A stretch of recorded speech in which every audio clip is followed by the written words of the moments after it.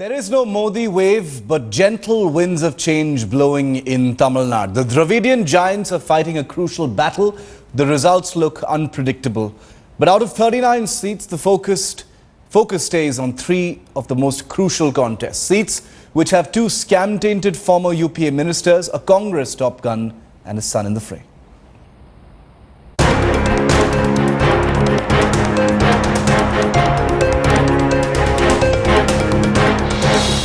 In the battle for the 39 Tamil Nadu seats, there is no discernible Modi wave. No unshakable excitement about the Dravidian giants. Nobody knows whether it will be Modi or the lady or the big daddy of Tamil politics who will triumph in the end. But in an election where every seat will be fought on its own terms, the spotlight is on 3 big contests.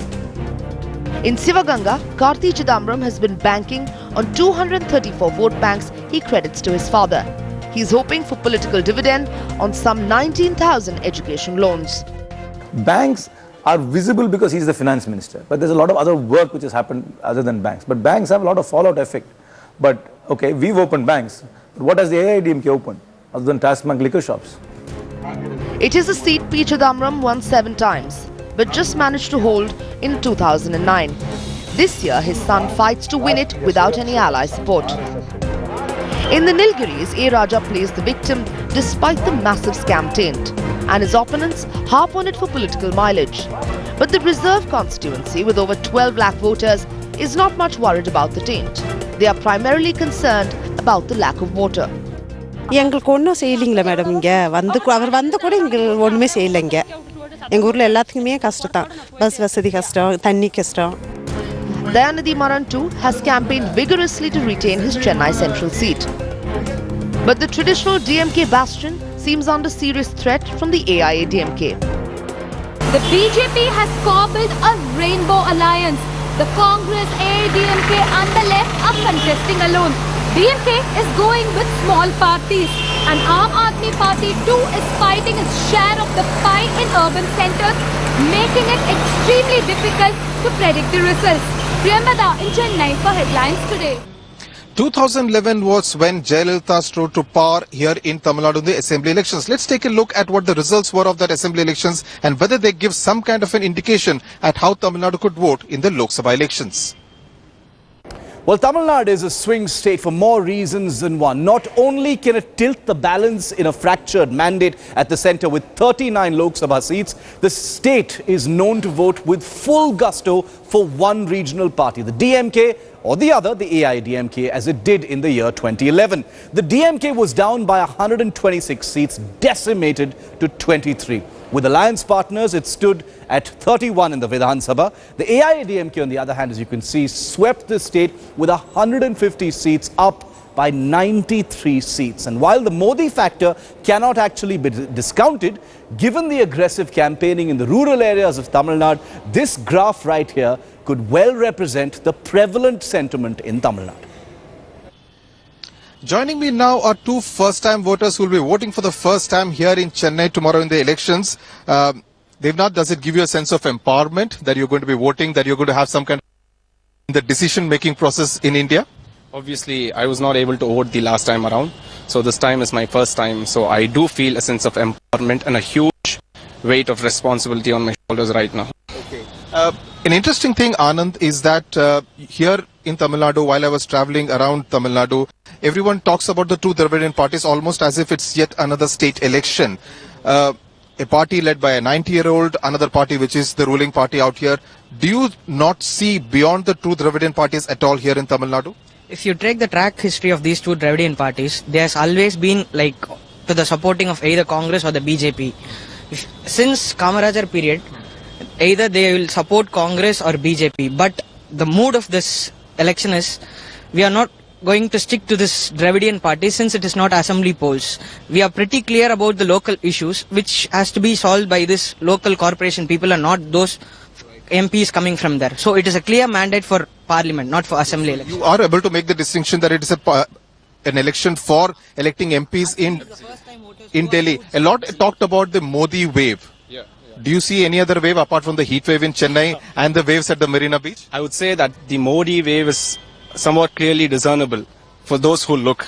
And those who turn a blind eye to it and those who say there's no wave around here, they're just closing their eyes. So what's the plan tomorrow? You ink your fingers and do a selfie? For sure. Okay, that's there always. Right. Thanks a lot. All the best. Enjoy the moment. So those were the two first-time voters who will be voting here in Chennai in the Tamil Nadu elections. Joining me now is Karthi Chidambaram, who is contesting the election, the prestigious election from Sivaganga. Mr. Chidambaram, the Congress is fighting this election without an alliance with the DMK. Does that make matters more difficult for you? No, I've thoroughly enjoyed this election.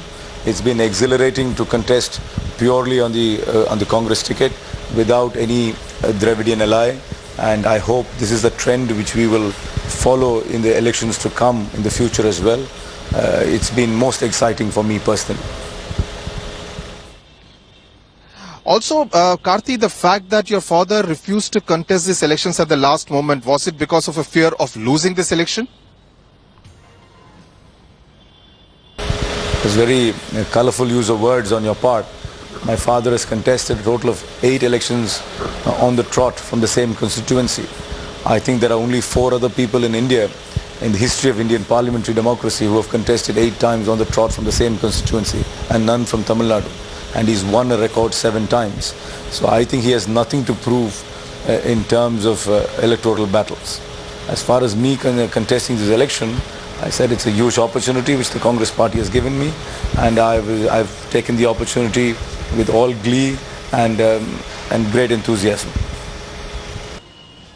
Right. Thank you very much, Karthi Chidambaram. We wish you all the best in that rather difficult election that you will be facing in Sivaganga. Now, the BJP alliance is trying to stitch together this rainbow coalition of different parties that they have stitched together, and is hoping to do well, emerge as some kind of a third force in this state which has been dominated always by the 2 Dravidian parties. But will they really be able to make a dent in the Tamil Nadu election? Let's look at this report.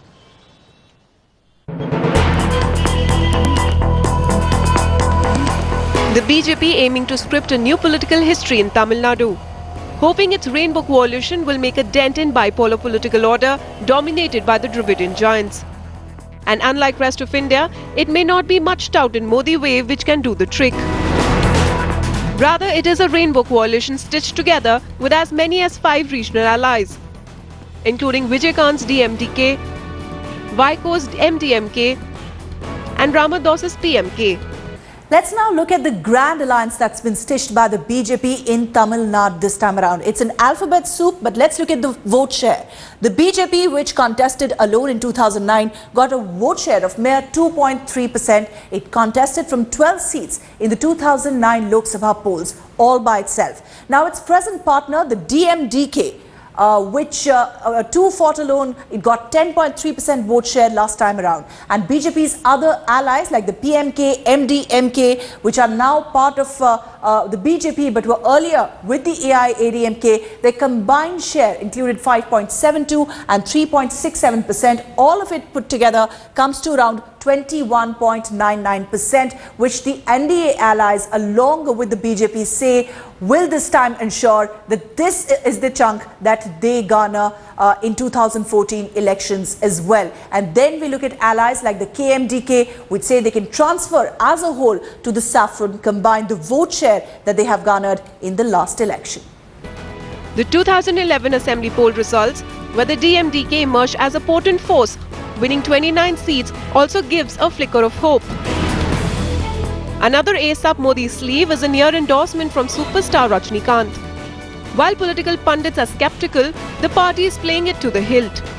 In his meeting with Modi, Rajnikant did not do that.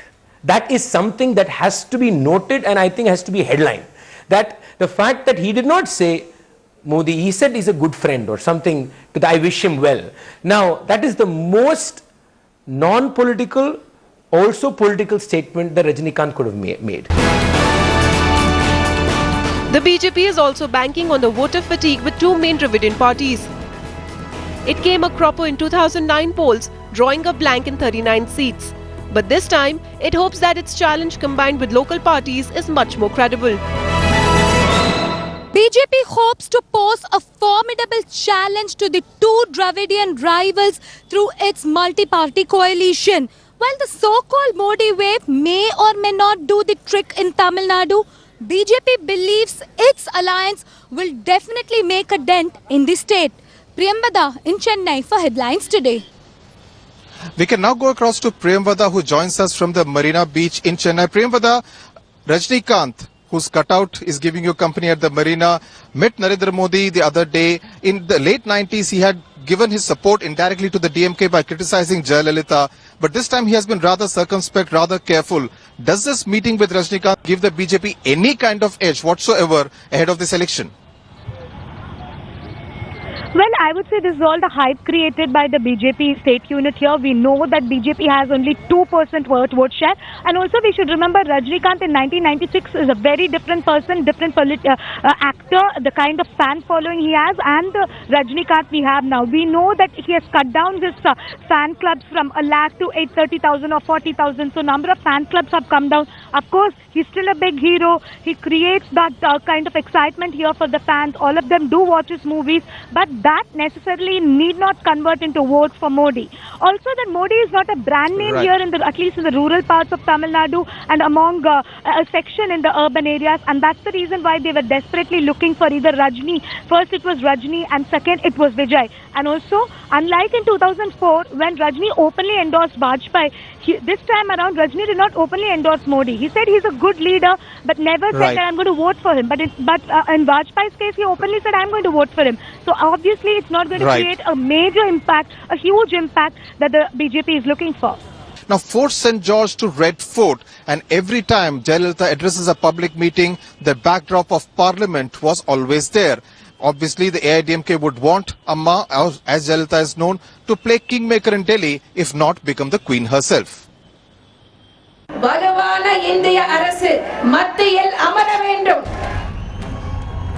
Jayalalitha outed her prime ministerial ambitions earlier this year, only a handful paid any serious attention. Her enormous power was always regarded as strictly regional.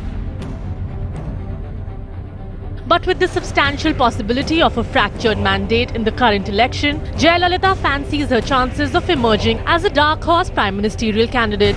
The reigning Rani of Tamil Nadu has been chief minister of the state since 2011, but has cunningly hedged her bets, avoiding any alignment with either the Congress or the BJP yet. Jaya is strongly positioned to play power broker if she wins at least 27 seats.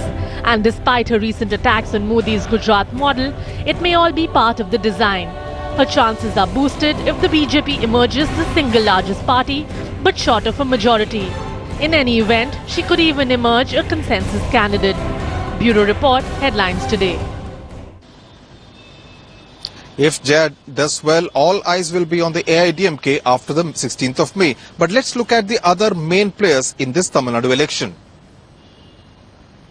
Now let's take a look at the key players in Tamil Nadu this Lok Sabha election. The BJP is relying heavily on the Modi factor that faces stiff competition, obviously from Jayalalitha, after she refuses to give any clear indications on any real alliance. In the recent days, campaign speeches by both leaders have been particularly aggressive. The AIADMK is fighting its first Lok Sabha election without the left parties. The party cadre is upbeat, emerging from a thumping victory in the assembly elections in 2011. Jayalalitha remains the dark horse in the race to become the Prime Minister in a state that will most definitely tilt the balance in case of a fractured mandate. MK Stalin's efforts, remember, to reinvigorate the DMK's morale may have come a little too late on account of the succession battle that his elder brother Aragiri lost. A sore loser, he's also one of the factors that will work in favor of the BJP. The DMK's patriarch, M. Karunanidhi, has also faced criticism for fielding scam-accused Andimuthu Raja and Dayanidhi Maran.